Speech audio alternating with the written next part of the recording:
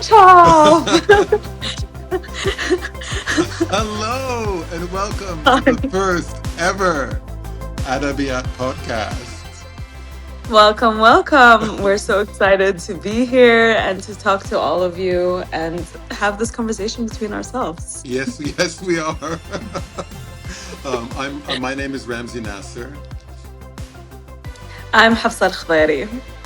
and should we explain to our new listeners a little bit about what we're doing?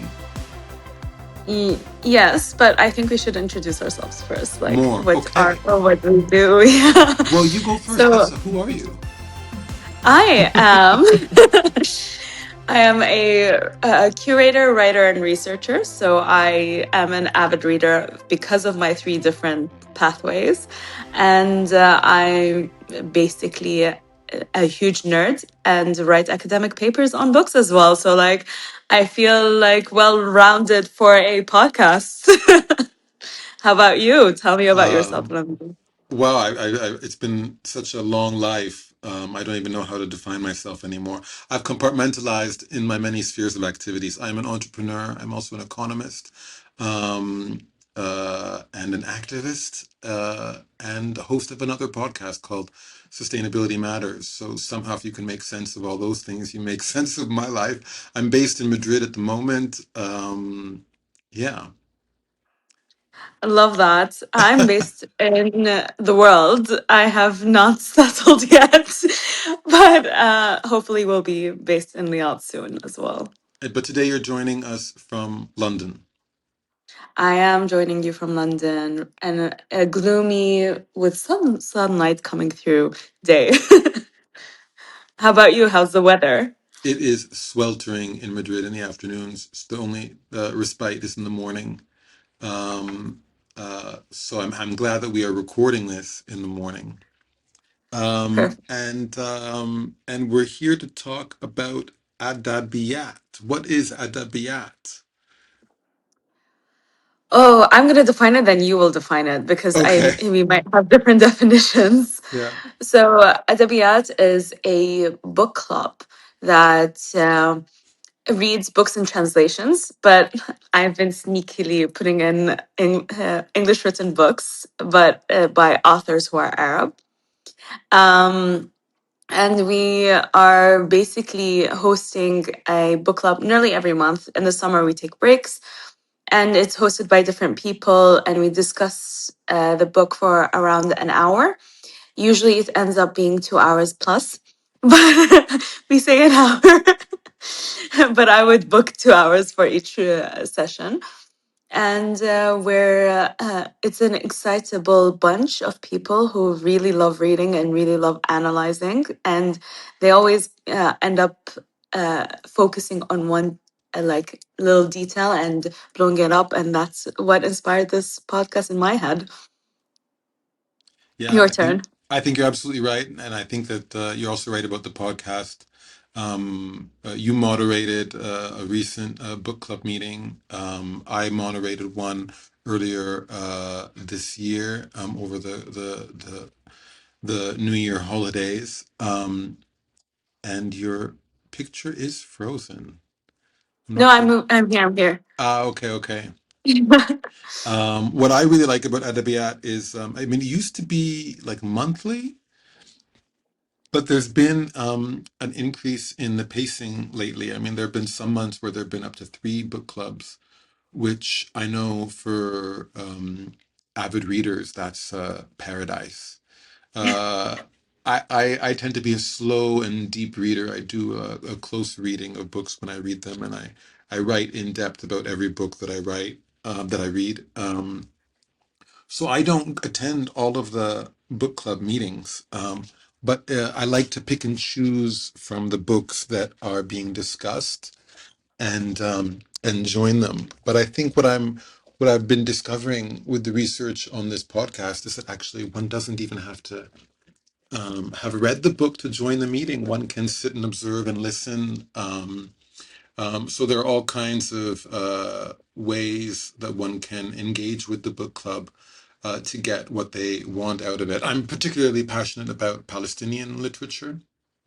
So whenever there's a Palestinian book, I always read that book and join the book club. But there have been some very interesting choices lately since moderating the sessions has been kind of passed around. So yes, and it is interesting how one theme tends to dominate in the conversations about a book. A kind of consensus forms about all of the quote unquote obvious points, and Mhm. then there's like this one point of contention where people have different views, it's unclear, or people are passionate about, which tends to become the focal point of the conversation. And And it's kind yeah, of funny because you can also see that in the WhatsApp groups. So like everyone in the WhatsApp groups ends up like fighting about certain, not fighting, like discussing a certain point. yeah. And then, and it's funny to also see different people, how different people moderate also the WhatsApp group versus the reading and the sessions itself. So it's fun to kind of engage with all the different aspects of the adabiyat. From one moderator to another, I would love to ask you more about what you mean by that. But let's start with the recent book club that you moderated. What was the name of the book? So it was The Night Is Not Made for You by Eman Quotah. And it's a horror story, which, and I'm going to call it also feminist rage.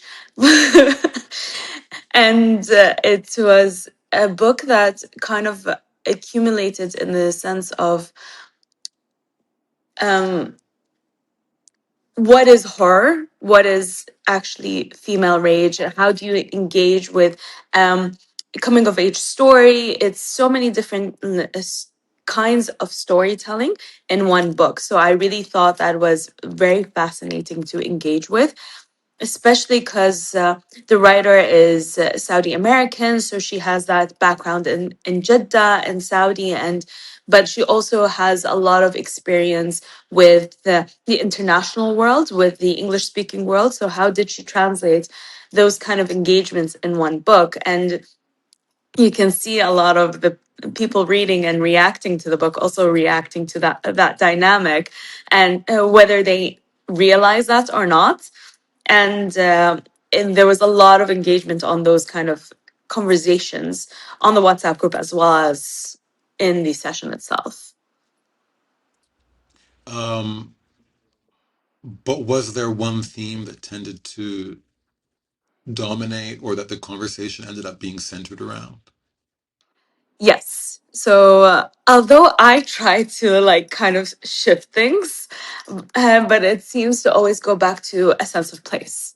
Hmm. So the conversation went back and forth again about the sense of place. A lot of people couldn't understand where the story was taking place. They thought it was really ambiguous. It didn't feel like it was Arab, or it didn't feel like a real place. And and then there was a lot of conversations about that, and people bringing in interviews with the writer, all these things to kind of negotiate and talk about it. This is one of the sessions that we didn't have the author join us, so we were able to like do all these theoretical kind of conversations. What if she meant this, what if she meant that? And it was like fun to talk about it. But for me it was really interesting to see how a lot of people couldn't connect with the story because they couldn't understand where it was happening. And it made me also think about, what does it mean when you don't know where a story is happening, what does it mean if it's familiar but foreign at the same time. What does it mean to feel like you're not on solid ground? So how does that play out? How does that really connect with the larger scheme of things, and how can we like really work through it? Fantastic. Okay. So today is the first podcast of the Adabiyat Book Club podcast. Our book is officially The Night Is Not For You by Eman Quotah. And the theme that we're going to discuss in relation to this book is identity politics and ideas of place. There we have it. Yes, there you have it. So, welcome to the podcast. Welcome, welcome.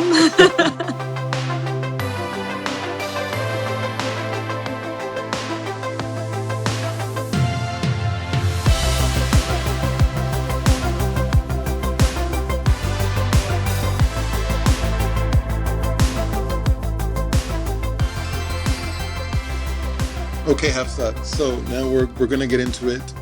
We know who you are. We know who I am. We know what book we're discussing and the theme that we're going to talk about. I guess my first question before we really dig in is, do we want to talk about this book with or without spoilers? We can talk about it with spoilers. I Yeah? mean, yeah, and we'll just say like spoiler alert, say the thing, and then move on. And if anyone wants to skip that little part, they can. Yeah. Okay. So you sketched out earlier in the introduction an idea that this book is about female rage, and that inspired you to put that playlist together. Um, but what is the book actually about? Like, what happens? What's the premise? So it's a coming of age story that combines with that drama as well as horror. So you start off the book with a murder, and it's very graphically written. And then you jump to this girl who's growing up in this area where the murders are taking place and how it affects her life growing up. And then after every chapter of her story, there is a murder. And you kind of try to understand how they relate to each other, what is going on, other than they're taking place in the same neighborhood kind of thing. And then in the end, when you reach the conclusion, you're like, oh, I get it. That's how the many themes of the book kind of coalesce. But I feel like fans of horror might not like this book because there's a lot of like, in between chapters of family drama, of trying to understand the characters and their stories and why things are happening to them, etc. But people who love coming of age stories might not like it because it has a lot of horror and gory horror, not like simple passing through, but like there's a lot of details in it that is fun to read for those who like both, like me. And so, and within that, because it's female-led, the story is written by a woman. It's the main character is grows from being a child who's female all the way to being a grown-ass woman. So she's really growing in this kind of space that you're reading through. So yeah. Is there a sense of time? There's a sense of time, but also it gets warped. So the Okay. murders feel like, yes, they're happening at certain points in this character's growing of age, but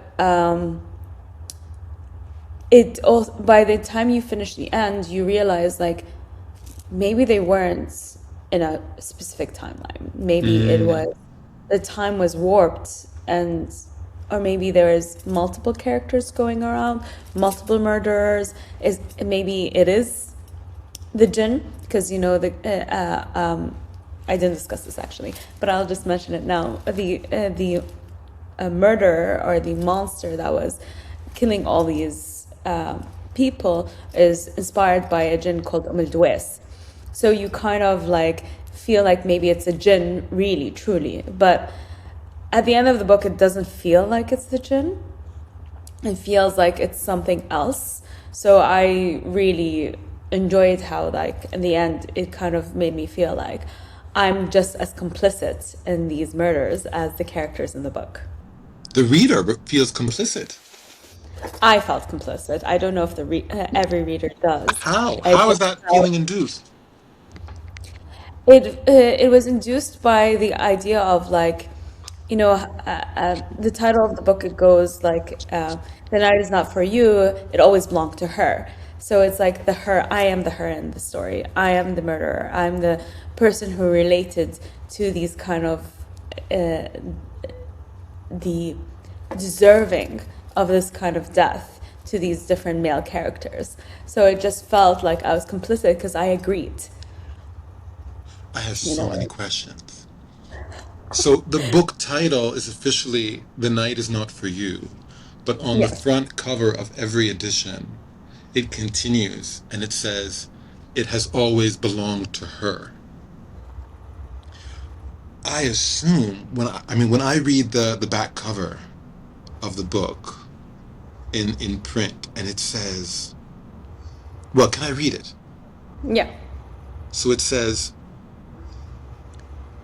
a man's body is found viciously murdered behind a neighborhood's corner store, sending shockwaves through the tight-knit community in this small-town neighborhood.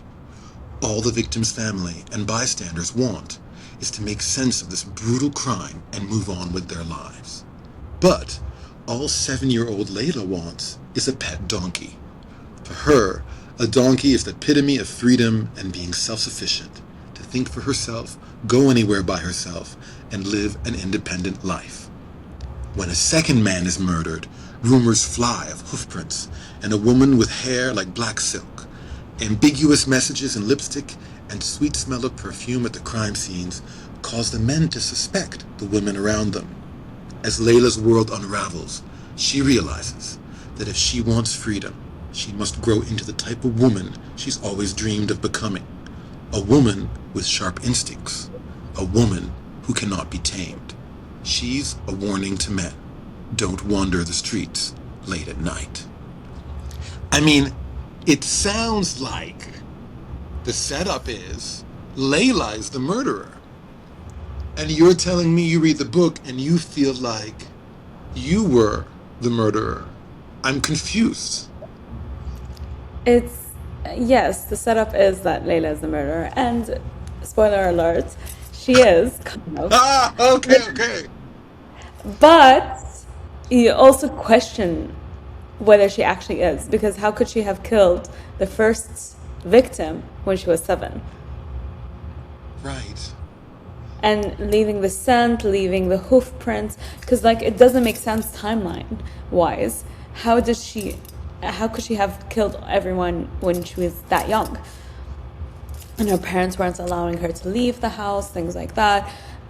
She has also a mentor in the book who teaches her about scents and things like that. So there's a conversation that possibly it could have been her mentor and then she took over afterwards in a way. But it also feels like in every murder there's a person who benefited, and it's usually a woman, from that murder. Either the freedom of like for the first murderer, first victim, his wife ended up marrying someone that she actually liked afterwards. After mourning and everything, she did mourn, but she moved out. She wanted to forget it, and she got remarried. One of the murderers had multiple victims, and it turns out in that family, the men are renowned of being abusers. So all the women kind of benefited from murdering all of the men. So it was really interesting to see that story play out, because it definitely is Layla, but also it's not really, because And again, you mentioned earlier she's 7 years old. Doesn't make any sense possible. How can you could be a serial murderer at 7? But you spoke earlier about something called the jinns, which I think most Arabs will have an understanding of. But for our non-Arab listeners, what are jinns? Jinn are a lot of people consider them these evil spirits or whatever that lives around us, but in Islamic folklore or storytelling or belief, depending on how you view Islam, it is basically your another entity that lives with humans, but we're not able to see them.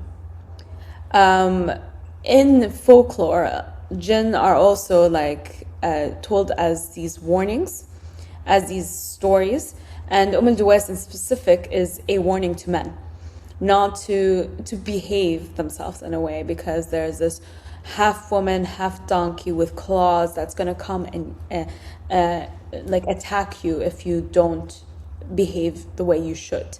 And that kind of plays out in this book as well. Like she comes and punishes men who deserve it in a way.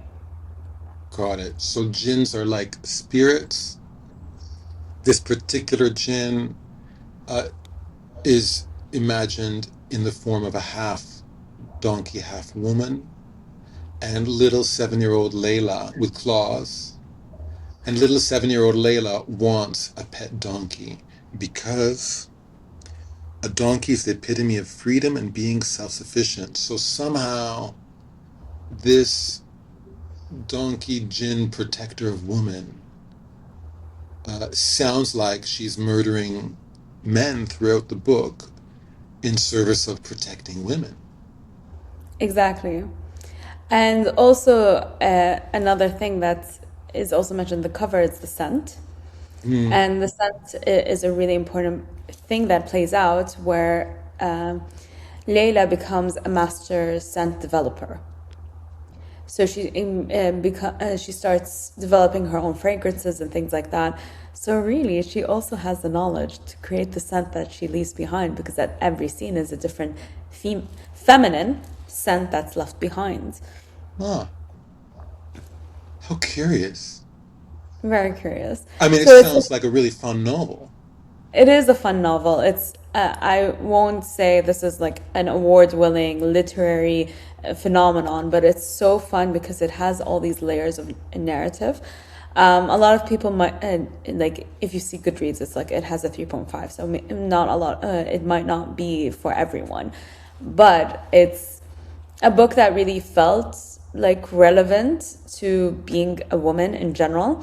Maybe not specifically to the Arab world, but it was really nice to see Arabic names being played out in that way.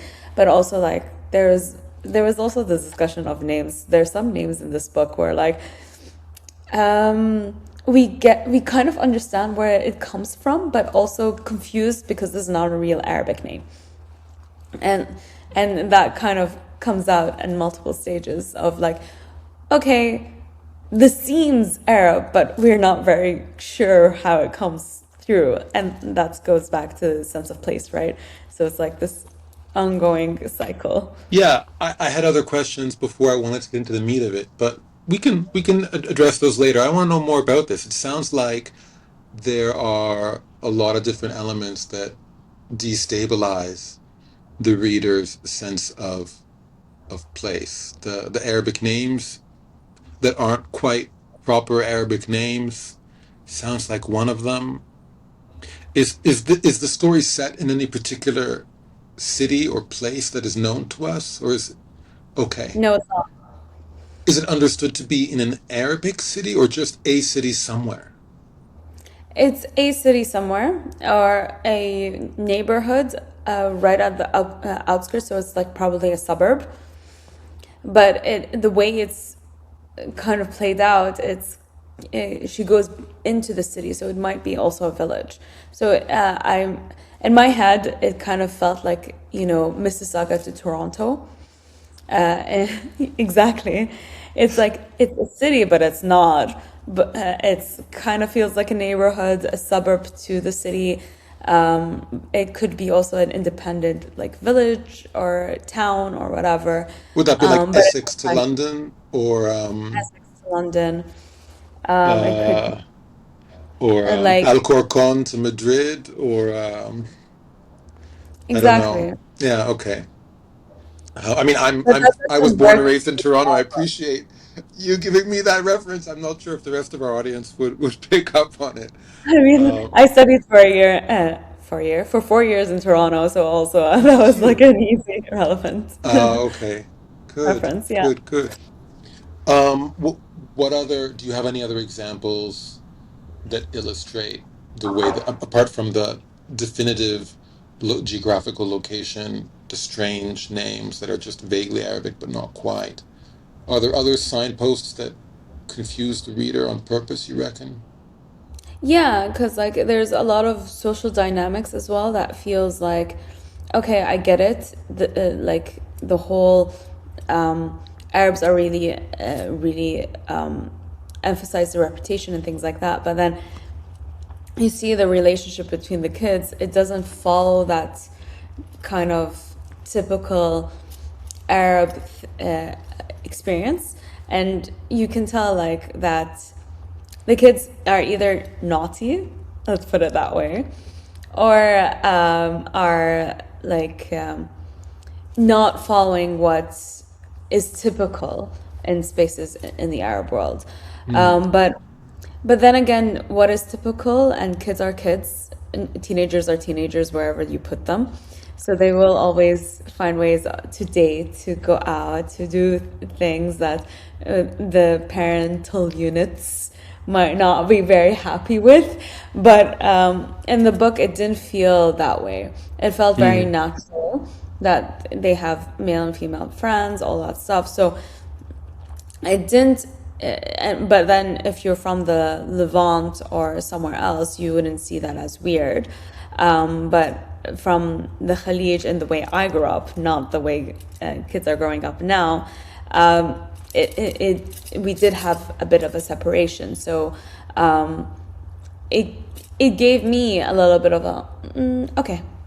But then again, for me, it wasn't that big of a deal because I didn't mind the lack of uh, like this inconsistency, I would call it, because I thought it matched the vibe of the book. It was the book in of itself wasn't fitting one category in one genre. So it didn't really matter that the setting and all these things because I was more interested in how the story developed rather than all these details. Mm. But then that gives you an impression on how I read. Mm. What was the feedback from the group in the book club meeting on this question of not knowing exactly where the book is set? A lot of people didn't like it. A lot of people felt it took them out of the story. They felt like it made the book very hard for them to relate to or to even see how they can really mesh within it. Mm. Um, and that brought up a question of like, okay, what kind of reader are you to begin with? So a lot of people, it turns out, read the details. I I didn't know that. I read books as a story, as a whole thing. I don't focus on details unless I'm writing an academic essay. And the details for me are not important when I'm reading a book. It's about how does the story develop, how the characters, the overarching narrative, right? And then there are readers who are really, really interested in the details.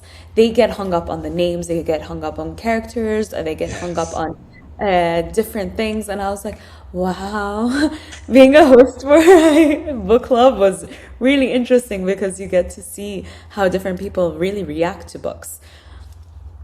Yeah, we I we just had a couldn't tell where the place was sitting. I was like, oh, it's like an Arab neighborhood in, I don't know, somewhere in the Yeah, I book. hear you. We had a similar experience with The Coin, this breakout book by a Palestinian American author about a lady living in New York who has a Birkin bag, and it's Sarah Jessica Parker was seen in the middle of the genocide walking around New York carrying this book.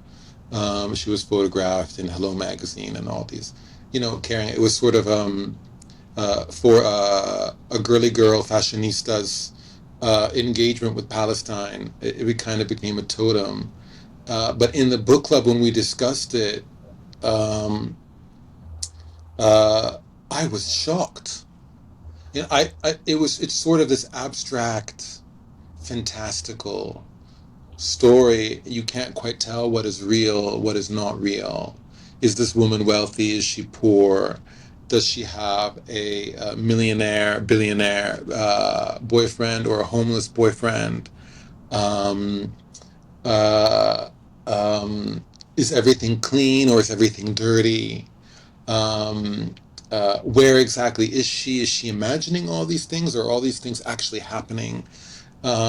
And I read it embracing that ambiguity and just trying to follow the arc of the story in spite of those things. And you understand when you read the book in that way. I thought it was an incredible book because it takes you through, you know, thesis, antithesis, and synthesis. This kind of, it's a story somehow of personal growth and integration and struggling through some of these different issues. And to me, it doesn't matter. It didn't matter if they were real or not real, valid or not valid, or but I'd say about 65% of the attendees at the book club were really fixated on, does she have money, does she not have money, did this actually happen, did this not actually happen, can we trust the narrator or not? And these details were extremely important to them. But I tend to read more like you. I like to see the meta story is much more important to me than the details. And I was surprised at how much the details really matter to a lot of readers. For all the unhinged girlies, this is a must read. The Coin is a must read. If you Because like the like coin, you'll love The I Night Is Not For You.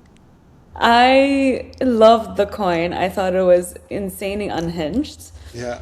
I also didn't like it. So it's like I thought it was like because I couldn't get over her cleaning habits. She cleans everything, yet there were some things and I'm like, no, but that's basic. You should be cleaning it as well. And she doesn't clean it. I'm like, okay, no, I get the unhinged. I love the unhinged. But you need to be unhinged completely.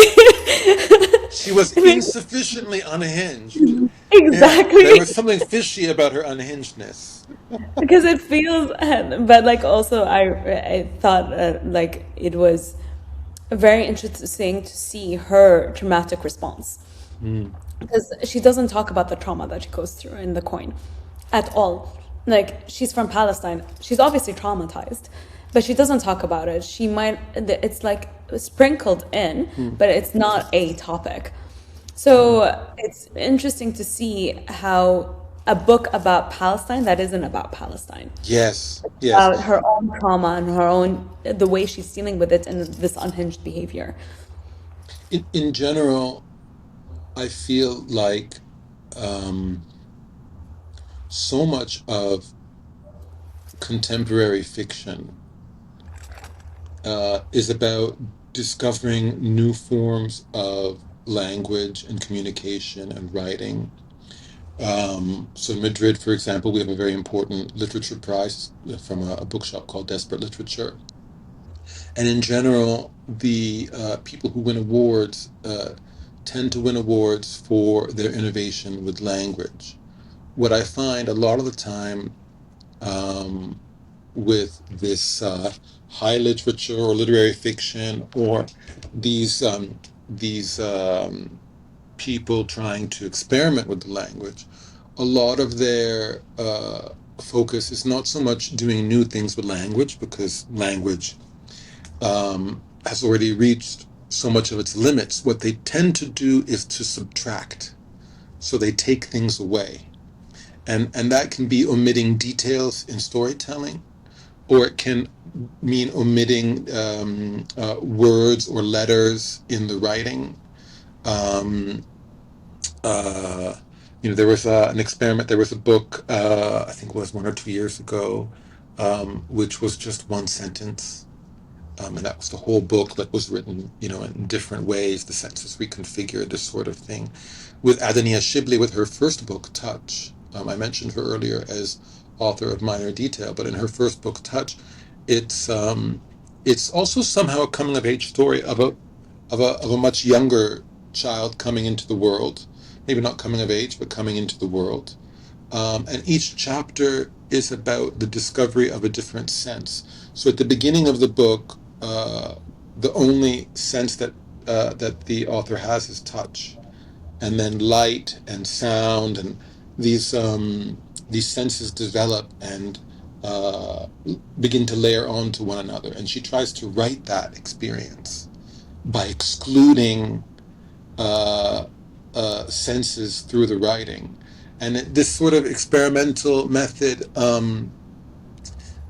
is used a lot to draw in readers to do something a little different. It's strangely through omission of things that we can get a reader to focus in on something. So we saw this, for example, also with Salim Haddad's first book, Guapa, where similar to Eman Quotah's The Night Is Not For You, he writes kind of a generic Arabic city.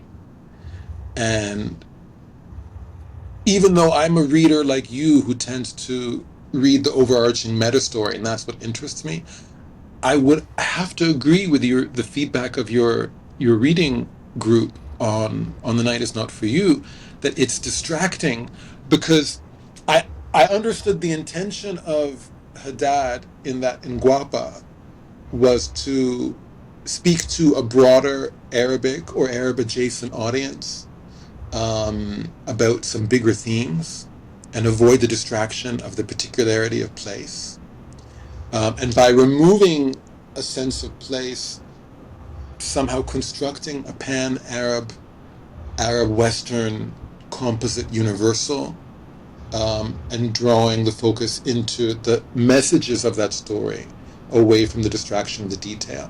And yet the whole time I was reading it, I couldn't help but be distracted by trying to decipher clues to find where he was really inspired or thinking about writing from. And anyways, I'm sorry to go on a tangent about that, but I feel like I agree and disagree. I have So a lot for of me, empathy for your reading circle. That's all. Even though I share your reading approach, I yeah. struggle with the same need for a sense of place sometimes when I'm reading. No, I completely understand. Like, a sense of place keeps you grounded and gives you like clues onto, and allows you to kind of dismiss it so you can focus on the story. Right. So, yeah, I feel like once you know where the story is taking place, like in The Coin, when you knew it was New York and there was all these clues that it was New York, you end up like kind of dismissing it, and when you read it, because khalas, you've settled, you've grounded yourself in a place, Yes. in the narrative. But also, it's brought up an interesting question for me. So when I was reading it, I saw people reacting like that. I'm like, okay, fine. First question was like, what type of reader are you? Second of all was like, why do you need a place to kind of, so that was like the grounding thing. And then the third question that popped up into my head is like, what does it mean when you fail to place a story in a space? In a space that is, if it's fictional, it's fictional, and you just say it's a fictional place. But in this book, it felt like it was a real place, but she's not telling us what it is. And maybe that is the case with Guapa as well, because I know some people say it took place in Lebanon or wherever. I don't know. I'm convinced it was in Lebanon. There's Yeah. one detail about 3/4 of the book which I think he slipped in by accident because he didn't know how else to write it, which makes it clear to me. I mean, it's the closest. It sounds like it sounded like Mikael. He was writing about this downtown, this cool area in Beirut that I can't pronounce properly. But but once I had that feeling, it did calm me down and I could focus more on the story. Yeah. So, but it also brought up the question: what, like, is it a failure from the author if they cannot place a story in a space, or But if is the it? author's intending to avoid it being placed, the failure was including that detail which allowed us to infer it was Beirut in the case of Salim Haddad's Guapa. That's true, but also it's also talks about their experience of the place. Like, for example, Eman Quotah, yes, she spent some years in Jeddah and then in America. Maybe that kind of migration, that movement, made her less able to kind of describe an Arab country in the way she wants to. because she is like this third culture kid who, in her head, these kind of spaces mixed together. In a way, like how my first reaction to reading the book was like, oh, it's taking place in Dubai, because it feels Arab, but it's not. That's like, even though I couldn't recognize it as an area, like it's not an actual place in Dubai, no way. But that's how my brain went ahead and like described it and then dismissed it. So it's also like, what does it mean when there's no space? And how can you grapple with it? Like for me, maybe it would have been better if she just said it's a fictional place, created a fictional space and just went ahead with it, instead of pulling in from these different spaces.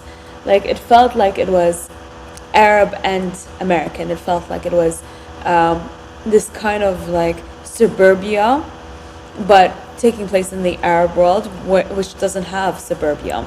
So it's like, what is this? Where are you taking? What are you talking about? Like kind of. What is this? What are you? Where are you? What are you? Where are you? When you ask the group this question, because you as a reader being less frustrated by the lack of sense of place, moderating a group of readers who were large, by and large, quite frustrated by the lack of a sense of place. When you ask them, what does it do to you when you fail to place the location of a book that you're reading? What do you experience? What's the frustration that you have? When you ask them those questions, what did they tell you? They had different reactions. Obviously, everyone had a different response, but I think the biggest one was like, we don't understand where it's taking place, so we don't understand how this could be happening. Like what do they like? They can't figure out the like the urban planning of the place in a way. So it's like, where is this proximity to that building, to this building, to all that stuff? Like, how does that play out in an urban space? And I'm like, but do you need to know that? And it felt like they did. Maybe not literally, but in like conceptual kind of thing. And I thought that was very interesting, because they maybe having a little map in the beginning, like in all these fictional books, but it's not a high fantasy book where you're creating a whole different world, so it doesn't actually need this. It's just like extra work for nothing. So it's really interesting to kind of hear their voices and hear how each one reacted to the lack of place. So again, some people just couldn't get into the book, plain and simple. They were thrown out of the book and they couldn't get into it. They were able to finish it, but not like take it seriously or have that buy-in. So, using a generic geography in literature intended to produce focus will actually, for the majority of readers, perhaps contradictorily produce distraction and a lack of engagement. It might not be for the majority of readers, but I think, but there's this kind of like snowballing effect, I feel, in book clubs in general. And because I attend a few, and it's really funny when someone focuses on something and then it becomes other people's area of focus. If they hadn't noticed it before, it becomes an obsession kind of thing. So I think that also plays out in The Coin and The Night Is Not For You. It happened in, I don't know if it happened in Minor Detail. I don't remember the conversation, the book club very well, the virtual one. In Minor Detail, the focus was more about how can this book be so good? We spent almost 3 hours in shock. I mean, we went, as you said, the book club is normally scheduled 1 hour. We went on for 2.5 hours before I forced us to wrap up. And when I gave like little written support, a written summary reporting on my experience moderating, the summary line was, most of the book club was spent trying to find the words to describe what makes this book so incredibly powerful. Like we were all blindsided by the book, but we couldn't articulate why it was so good. It's a Fitzcarlo edition. Of course it's gonna be good. True. Very true. They Like, have, yeah. I'm not the type of person who's tooting a publisher's horn, but like this publisher, every book I've read has been so interesting. I cannot explain. And like their white books are the nonfiction, and the blue books are their fiction. It's so like they've done such an interesting thing like with their books, and they all look the same kind of heights and things like that. They're an amazing publisher. I They will are. also, but since I mentioned the publisher, I feel like I need to also mention I love Kefata. So if anyone's going to read books from the Arab world as well, they should read Kefata. But Ifata, it's not. I'm unfamiliar with. Is this, do they publish in English? Arabic books in They translation? do. They do. Okay. So it's not And necessarily Arabic. It's not necessarily Arabic first, but they do publish in both languages. Every single and, book. and is the night is not for you? Was that published by Kefata? No. Kefata, all the Ah, okay. books, it starts with a how to. So in Okay. Arabic, kaifa, how, ta, is the first letter in the verb that comes afterwards. So it's like how Ah, to.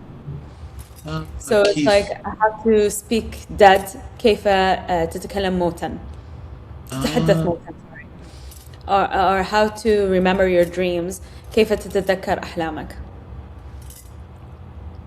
wow. It's really nice. It's very smart. Wow. Well, I mean, that's the whole, I have so many questions about that, but get back to Let's go back to our actual conversation. The Night Is Not For You. I mean, you were describing a little bit about the author's background earlier.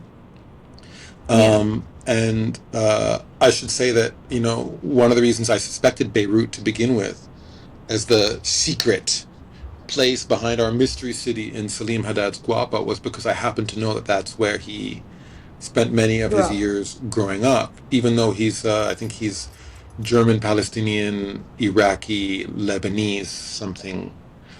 I'm not sure about that. I Yeah. could have got some of those details, but it's something like that. I think a good chunk of his teenage years or something like this. When he was coming of age, I think he was Beirut based. So that's why I suspected Beirut, because I connected it with the author's biography. And in literary criticism, there's this official, very formal idea that we have to separate the author from the work, and very strictly, almost fundamentalistically or extremistly, assess the work on its own standalone basis without reference to the author that produced it. And and yet we see this really strong popular impulse in readers like me with Guapa, or this witch hunt, when Elena Ferrante kept on coming out with these books. My beautiful friend, with these huge bestsellers about two girls from Italy growing up, and I think it was 5, 6, 7, 8 volume books that sketches out the life of the friendship between these two protagonists, and they were a huge success, and they were top of the bestseller lists for multiple years. And there was a witch hunt to find out who this author really was, because everyone knew that Elena Ferrante was a pseudonym. It was not the real name of the author. And people wanted to know, is the author a woman, a man? Is she actually Italian? Does she know anything about Italy? So on and so forth. And there was a huge scandal when someone finally found out who the author actually was, and they published an article in the New York Times, and people were horrified. But there is this, so on this one hand, literary criticism tells us we have to assess a work on a standalone basis. On the other hand, we as readers have this huge impulse to read into the work. Oh, M. Quotah, the author of The Night Is Not For You, she grew up between Saudi and Cleveland. Or Salim Haddad, he grew up in Beirut, and therefore I can understand his stories. I read into. My question is, is it fair of us to use the author's biography to read into their literary production as a clue to decipher the sense of place that they are withholding from us in the books that they write with a deliberately generic sense of place? Is that fair? Is that fair play? Can we do that? Should we do that? Are you on the side of formal literary theory or on the side of the witch hunt? I'm kind of tittering between both, because I feel like it's important for us to understand who the author, the artist, or like the creator is, because at the end of the day, context and politics, everything's political, their socioeconomic background, all that stuff plays a role in how they would tell the story. The artwork, book, created thing can be standalone. It could stand the test of time and be experienced beyond who the original creator is. But it does play a role in how we view it. So, for example, I'm a huge fan of Harry Potter. Still, I hate J.K. Rowling with a passion after everything she's tweeted and everything she did to kind of ruin my childhood and my experience of that book. But how I grapple with it is by writing academic essays criticizing her. So I wrote one about the legal system in Harry Potter that got published in a Bloomsbury edition, one of the anthologies about witchcraft and things like that.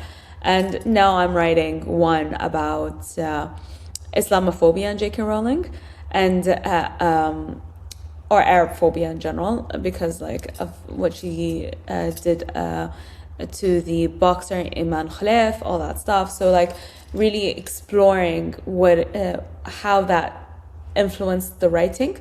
And there's I think his name is Mustafa Hassan or Hassan Mustafa, something like that, a character that was so minor and dismissed in the book that was Arab. He was the Egyptian referee for the World Cup in the 4th book, if I'm not mistaken. So it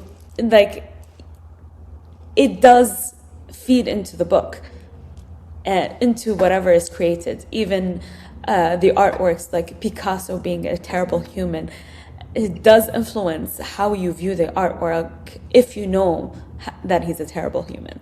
So if you don't, it stands in its own strength. But when you do, you cannot stop viewing it without seeing that filter on. So her Eman Quotah being between Saudi and America, being Saudi American actually, living around the world, what kind of experiences she's had, what kind of socioeconomic background she has, all that stuff led to how she wrote the book. People living in an apartment, that's very Jaddawi. In Riyadh, we don't live in apartments until recently. We lived in houses. So until recently, with the reintroduction of high-rises, and all that stuff, more and more people are living in apartments. But this was very much a Jaddawi thing, let's say 10 years ago. And it is a Dubai thing. It's certain cities have that kind of vibe, not other cities in the Arab world. So that already dismisses a certain type of city. also like the way this girl was her dad has a friend who's a farmer. That also tells you what kind of man he is. He is someone who is connected to different types of people, so he might not be from a extremely high wealthy family. Maybe he is, but based on the context clues, it's not. He's not. He's basically middle class, can support his whole family, all that stuff, and each one of the kids was able to go and continue their lives, get married, have a job, etc. But then when she got a job, as a she didn't go to university. She started selling fragrances. So that also gives you a bit of a understanding of like how this girl grew up. Like my background, my dad would never let me not go do university. He has a rule: every girl has to go finish her education, and that gives you a difference in how in the educational background of the family is. And maybe that's purposeful from her end, but maybe it's not. Maybe because she's seen different types of people and live their lives, and so for her that's the natural way of having a version of a person. So it's all of that feeds into how you write a book, or how you express a world, how you create a world. So like for example, R.F. Kuang, her later books I feel are just too quickly developed, but her book Babel is so good because first of all it takes place in very clearly in Oxford, yes. I had a moment, I'm like, is it Cambridge? And then we're gonna get all Within these comments. Cambridge. Actually, it is Cambridge, you were wrong. Like, in Oxford, it's education. It's all about colonization. It's about the colonization of language, the translation, all that stuff. And you could tell that's her background. This kind of struggle of like decolonizing herself from the colonizer's language. And it's really interesting to see that play out. And in her later books, I feel they're not as strong because they're not as deeply rooted as this book felt to who she is. Um, They so always tell us when we're younger and we're writing something, they say, write what you know. exactly. And But then when it's we're also older, they say, read the book, separating the author from from it's a bit exactly. contradictory. It's very contradictory, and there's a book that's called Monsters. What Do We Do with Great Art by Bad People by Claire Dederer, I think. Mm. I want to say that's her name. Anyways, that book really, I was gifted it from my a very good friend, Valeria, who helped me with the National Pavilion of Saudi Arabia in Venice Biennale. So Thank she you, Valeria. Thank you, Valeria.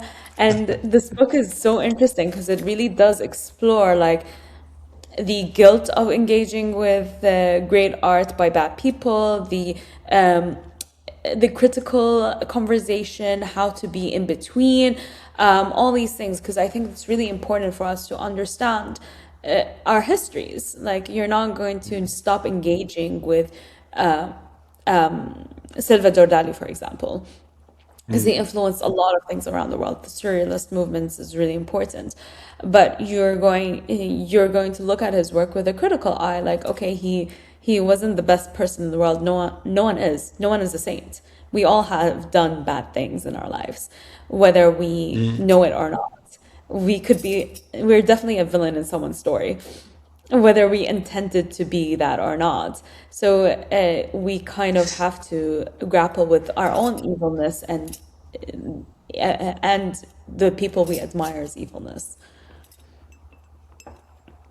Yeah, I Maybe mean, stop I think admiring them. No. these are slightly different questions. Just to tease out the distinctions a little bit. Uh, can we read or appreciate good cultural works by bad people? Is a hugely important question. Edward Said, I think, wrote about Wagner and had this the Ring cycle. He had this collaboration with Daniel Barenboim, the conductor, on Yeah. this, and there was a lot of fanfare around the Ring cycle finally being performed again and being acceptable to be performed and appreciated again. For me, that's sort of the emblematic example, despite the fact that Wagner was an unrepentant Nazi. But I think these are slightly different questions. I'm more interested in, as readers of works that where the author is choosing to withhold information from the reader. That is a deliberate choice of the author. And their intention could be either they want to generate tension and curiosity in us, or they don't want us to focus on that thing and they want us to focus elsewhere. Should we be, to the degree that we have a natural impulse to try to decipher a sense of place in a book in order to calm our nervous system? We know what this is. I've given it a label. I know the geography. I have a mental map of the place. Now I can engage in the substance only after I've placed it. To the degree that we have this impulse, for good or for bad, is it fair for us to second guess the author, and try to read in the author's biography, their personal biography, the secret that they're hiding from us about the truth of the work that they've created? Should we be doing that? Is that a fair thing for us to do, or should we respect the author's decision to withhold the sense of place from us? I don't know if That's a I'm. very, yeah. Um, I say we should respect, but it's kind of hard to do so when you have a work that you let the public play with. The public will do what the public does, whether it's investigate and ask the questions and try to decipher, or ignore and move on. And like, for example, in The Night Is Not For You, we had to pull out a article, I think it was by Arab News, where that question was actually asked to the author, and the author says that it's a combination of multiple places,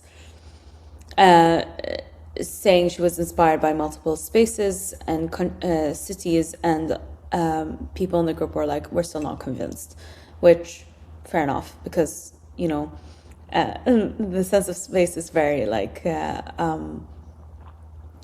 vague. And she says she did it on purpose, Mish because Faham, it I'm was, not following. The reading group on this book, you're saying, said they were not convinced by the author's claim that the book is situated in a composite city inspired by multiple places. O sea, the reading group on this book believed it to have been inspired primarily by one place. Is that what you're saying? They didn't believe her claim that no. it was composite, or what was it No, that they it believed that they that weren't? it was composite, but not the specific places. Because she was like, "Oh, we used to go to Jeddah, so that it's kind of like inspired by Jeddah and a mix of Abaha and everything, and so it could be a Saudi society, but it doesn't have to be something like that. If I'm recalling the conversation correctly, or the quote correctly from Arab I, I News. have I have a quote from the Arab news articles. I'm not sure if it's the one that you're looking for, but she says, Saudi Arabia during the second half of my childhood was so influential. End quote. And the landscapes of Saudi Arabia were also a significant inspiration for her new novel, quote, as are the fears, rumors, and suspicions that circulate when violence strikes too close to home, end quote.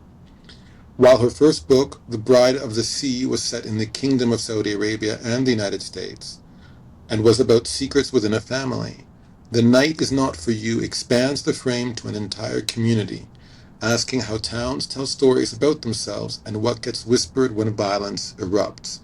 So I don't know if that's the quote you were thinking of, but she does refer, she's Saudi Arabia and the landscapes were inspirational, significant inspiration for, but yeah, she Yeah. doesn't So name. yeah, she. I remember there were names of Jeddah and Oh Baha. yeah. Maybe there's a Mm, different code, but mm, basically, uh, it's not rooted in one geography. And even when mm, you look at the story, it doesn't feel like Jeddah or Baha. Again, mm. it feels like a suburbia uh, um, of in the United States. So it also could be inspired by her childhood or In her Cleveland, because in Cleveland. she wasn't raised in Cleveland, she was raised in Cleveland Heights, which is like a small town just outside Cleveland. But again, now I'm doing the thing, now I'm like, oh, we. Exactly. But that's the thing, right? Once you produce a book or once you produce an artwork, once you produce a film or whatever, the fans, the readers, the audience in general will start analyzing whatever you say, whatever you don't say, and produce theories, stories, all that stuff. That's the role of the academic. Like, uh, um, a throwaway character became my obsession when it came to the story by my paper about Islamophobia and J.K. Rowling. So it's like, how do you grapple with that? Because like at the end of the day, you don't know how people are going to react to your story, how people are going to react to your artwork. For example, there's artworks who are meant to be seen, but then you see people climbing on top of it, like Mm. the statue of Eros in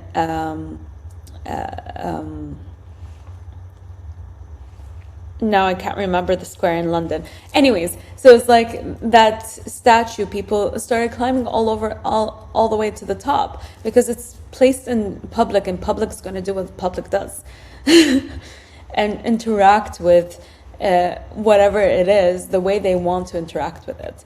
Whether it's finding out who the author is and analyzing whether she knows Italy or not, or going and looking at the book The Night Is Not For You and saying, like, actually, based on these context clues, this space is probably a composite of Jeddah, Baha, Dubai, Cleveland Heights, whatever, that she produced. But then she says it's a fictional space. So it's a fictional space, but it's based on real spaces because the names of the streets and all that stuff is Arabic. So that's where the tension happens. It's like how the book is a coming of age story, but also a horror book. So like, Mm. how do you grapple with that? And mystery, you're trying to solve try to discover who the murderer is, all that stuff. It's not necessary in a way. Well, I mean, you're a curator. You might remember. Was it Pina Bausch, the performance artist, who sat in a chair in a museum for 3 days straight and allowed people to do whatever they wanted to her, and she wouldn't react? Marina Abramovich. I remember Marina Abramovich. Perdóname. Pina Bausch was the dancer. Forgive me. Yeah, Marina Abramovich. I mean, so much of contemporary art theory is predicated on the notion that the audience completes the work. you Yeah. know so they're structured in a way to facilitate engagement, and that's the whole point. And yet with literature, that principle is not meant to apply. It you it's know it applies. Of course it of course it applies. does. That's what I'm Yeah. saying, and in support of your argument. Yeah, absolutely. um okay, so this has been But fun. you know what happened to um Marina in that work, right? well, No? people got So increasingly violent. exactly. So you also can't control how people are going to react. In the beginning, they were nice. They would hug her. They would tap her, whatever. And then because she had all these instruments around her, it wasn't 3 days. It was, I think, 3 hours or something, like a few hours. And then Okay. in the end, she ended up being bleeding because people were stabbing her or whatever, like literally being violent towards her body, and she's there not moving. By the end of it, once she was done, she actually broke down crying because like she understood human nature. That's why she left all these violent tools there, but she didn't expect them within the time frame to go that far already. Right. And then you see her other performances have become more like staring contests, things like that, rather than affect my body kind of thing. Yeah, I mean, I have so much to say about that. It's The public does what the public does. They will do the witch hunt and find out who you are to kind of understand what you're trying to say in your story.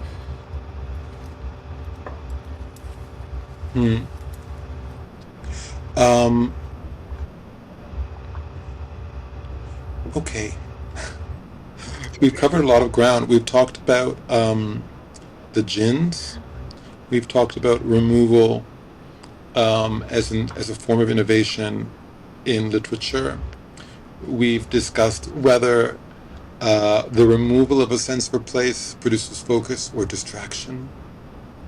And we've discussed whether it's fair to read into the author's biography to try to find out a sense of place.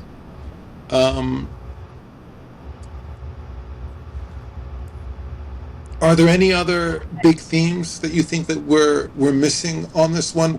In our pre-recording notes, we wrote down a lot of other issues, but I'm not sure. Do we want to discuss those things now? How do you feel about where we've landed? I think it's a very interesting place that we've landed. I didn't expect us to go into Marina Abramovich and public violence. I mean, I instantly want to go to from there into other themes, but I'm not sure how much they pertain to The Night Is Not For You. I, s- I But suppose I the connection is that, given the sadistic side of human nature that seeks pleasure in the oppression of other people, and the capacity for us to engage in that side of our nature the moment we are given impunity. And we see that as much in Gaza as in 3 hours that Abramovich was in her performance art piece. This book, to some degree, is engagement with a fantasy of justice. And in this case, female empowerment and young female empowerment, the most vulnerable of all people within that category of vulnerable people, getting their revenge and being protected by the spirits, by a greater force, by the gods, if you will, in the absence of international law or any other intervening force, to protect and save these women from, in this case, the patriarchy under which they suffer.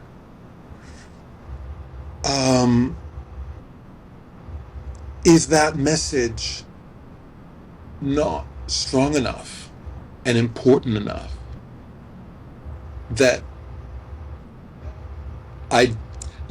if she had written this story in Beirut or in Jeddah or in somewhere explicitly, I mean, now we get into the identity politics of it all, but the moment you particularize, you open your argument up to being instrumentalized against you, because instead of your bigger argument against the sadistic nature of humanity, our sense of lack of limits,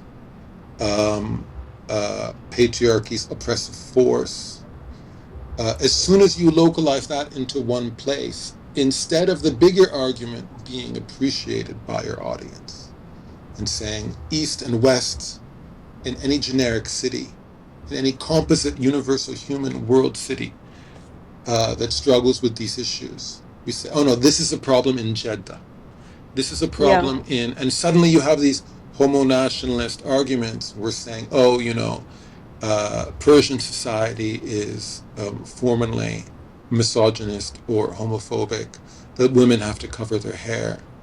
Therefore, as we saw at the beginning of the Iran war, we should bomb a girls' school and kill over 100 little girls while they were attending classes in Iran. Or we should cut off food, water, and electricity to every living human being, man, woman, and child in Gaza because women have to cover their hair and they don't like gay men so much. So all of a sudden, if you put this story of justice seeking in a particular place, instead of the message being heard, it can be you can be boxed in and say, some bad faith readers will say, "Do you see? Those Arabs hate their women," and that becomes the message instead of this beautiful fusion of coming of age and female empowerment. I don't know if that makes. I don't know if I have a question there. Um, No, I that's kind of a argument that we had in the book club. So we hmm, did talk about like if it was in Jeddah, then it would definitely be like okay, this is Saudi society. right. But it also is all Arab characters. Their names are Arab, so it kind Hmm. of leans into that Arabness of things. But then this lack of place, I feel, gives it enough leeway that you kind of get a more universal story. So that was also my argument. Like I felt like it was more universal because it wasn't specifically in one place. Hmm. But it being Arab, it made it like Arab names in general made it very Arab, and so people were engaging with it as an Arab story. Um, so But I I think think, I've not read the book, but from the synopsis, sorry to interrupt. no, go ahead. It sounds like if the jinns, which is a very Arab folklore origin of idea of mythology and spirituality and mysticism, are the source of justice in this story. She's written it in such a way where it's difficult to imagine a kind of white savior complex interpretation because, okay, we want to localize this to a generic Arab misogyny story, but the source of justice in the story is also from Arab women themselves. I don't know. Did the people who made that complaint in the book club, uh, did they feel that she was somehow condemning Arab society in comparison to the West, um, or because it sounds to me from the plot summary that she protects herself by having both the good and the bad in the story come from the same place. I think I think that wasn't really in the conversation. I don't think they Okay, really connected with that kind of that was not a point of concept. concern. They just wanted to know where No, where on earth this was happening. in a way, but they were also arguing about like identity and all these kind of issues within it because like how am I supposed to identify with these characters if they have names that are not really Arabic but they're Arabic, so it's like because there's a character whose name is basically not a real Arabic name but it sounds Arabic, so it was very confusing. And then there's also Eid al-Adha. Hmm. And she named it Festival of the Sacrifice or something like that, which Hmm. was like, did you translate Eid al-Adha? Like, who's who's the audience for this book? Like, that was a conversation we ended up having. Like, who's the audience of this book? If there's no place, if there's a literal translation of our our religious holidays. And it didn't feel religious in the book as well. It felt more like a carnival kind of thing, because it was like, the idea was that they would go and they would attend this um, um, walk of all these monsters. Parade of Great. monsters. And like things like that was very interesting to see people picking at, because it ended up feeling like, who's the audience? What are you talking about? And it goes back to my idea of like being a chicken nugget in a sense. It's like she's both American and Saudi, so she wants to appeal to both and create a story that is rooted in the Arab world but is universally read. I compared it to The Perfect Candidate by Haifa. I forgot her last name. She's a Saudi director who also did the Mary Shelley movie. And the moment the movie was out, it became historical, because it was all about, the whole plot was basically about this girl who couldn't get permission to travel from her father, because he's not really technologically savvy, and he needed to do it online, but he didn't, and all that stuff. So she ended up staying. And the movie, when it first premiered, that process of having permission to travel no longer exists. No longer existed. It was basically this cancelled in a way. So it was already historical. But then when you watch the movie, this movie could be, except for that little detail, could be taking place anywhere in the world, literally. It Right. doesn't feel rooted in Saudi society, even though there was like all these like kind of visual clues that it was Saudi, or from it being in Riyadh and the outskirts of Riyadh, all that stuff, and it's like really sense of place was very emphasized, but the story itself was universal. So it could have just as easily taken place in Madrid or in Tokyo or whatever, except for that detail of her not being able to travel, and that is the reason why all the series of events happened. And I feel like this book is kind of the reverse of that. It's removing the place made the story kind of very rooted in the Arab world because of all the names and everything, but the story is still universal. It could be taking place with a Mary and a John being the protagonists. Of course.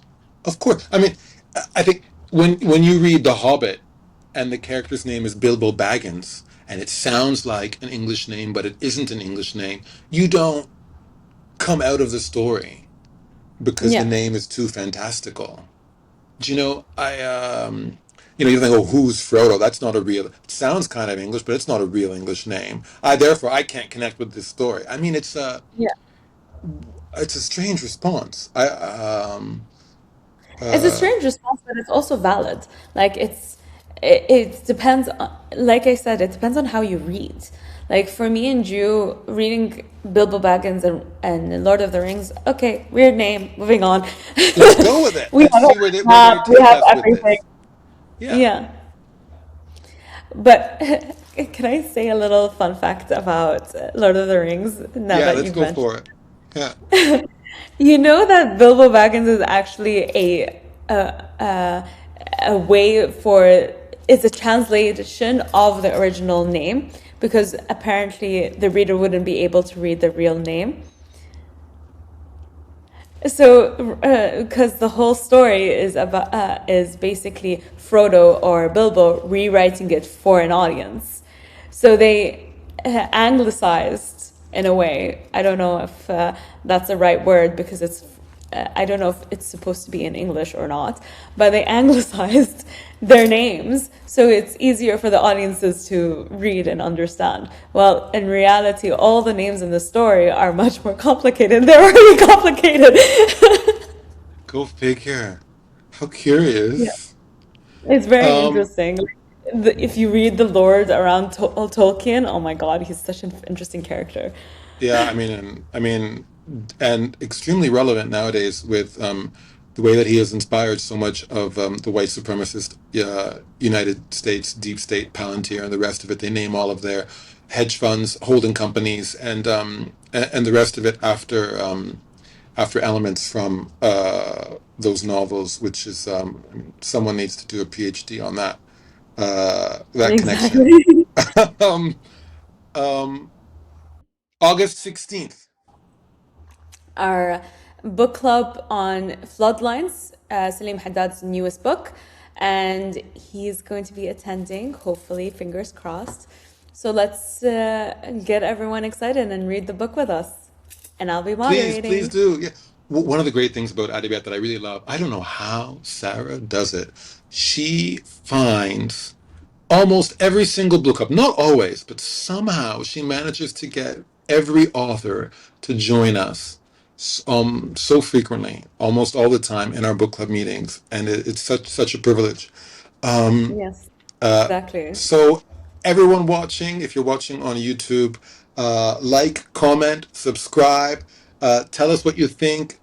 Be angry, let us know all of your responses to everything we've discussed. And if you're listening on audio, you can send a forward this episode to someone who you think will enjoy listening to it. It really helps spread the word and lets people find out more about the podcast and Adabiyat. Yeah, let's enjoy this. Yes. And if you want to join Adabiyat, you can click on the link. There's a web form link on the Instagram page of Adabiyat, which is a sign-up sheet, and you can choose whether or not you join our WhatsApp community, where all of the Adabiyat members from all around the world talk about the books. You can join the subcommunity just for the book that you are choosing to join us reading, or you can join the bigger group.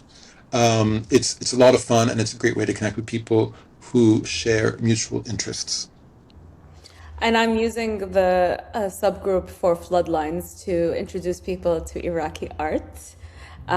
So from lectures by Nader Shabbout on the Baghdad Modern Group, all the way to like books, introduction to contemporary artists like Haif Kahraman and Rand Abdul Jabbar. So join and discover new artists and new ways of looking at Iraqi art. Fantastic! That's been the first episode. We did it! Hurrah! Woo! Let us know what you thought of our first episode. Like, comment, subscribe, write to us. You can send us a direct message on Instagram. Leave us some comments here as we've discussed.